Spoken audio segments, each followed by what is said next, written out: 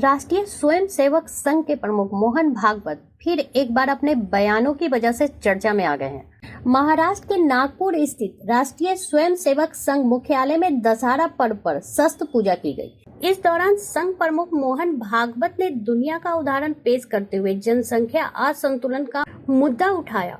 उन्होंने कहा कि भारत की जनसंख्या को कानून की जरूरत है। इस दौरान उन्होंने महिला सशस्त्र समेत कई अहम मुद्दे पर चर्चा की। उन्होंने कहा कि जन्म दर में अंतर के अलावा जबरन लुभाकर या लालच में धर्मांतर और घुसपैठ भी इसके बड़े कारण हैं। उन्होंने कहा कि जनसंख्या नियंत्रण के साथ साथ धार्मिक आधार पर जनसंख्या संतुलन भी बहुत जरूरी है, जिसे नजरअंदाज नहीं किया जा सकता है। उन्होंने कहा कि जनसंख्या को संसाधन की जरूरत होती है। अगर यह संसाधन को बढ़ाए बगैर बढ़ेगी तो बोझ हो जाएगी। उन्होंने कहा कि यदि इसका सही इस्तेमाल हो तो यह साधन भी है। किसी भी देश में 57 करोड़ युवाओं की संख्या नहीं है। हमारा पड़ोसी देश चीन भी बुजुर्ग हो चला है, लेकिन हमें विचार को समझना होगा। भागवत ने कहा कि जनसंख्या असंतुलन के चलते भौगोलिक सीमाओं में भी बदलाव होता है। इस दौरान उन्होंने असंतुलन के कारण भी गिनाए। उन्होंने कहा कि जन्म दर में अंतर के अलावा जबरन लुभाकर या लालच से धर्मांतरण और घुसपैठ भी बड़े कारण है। भागवत ने कोसोवो और दक्षिण सूडान जैसे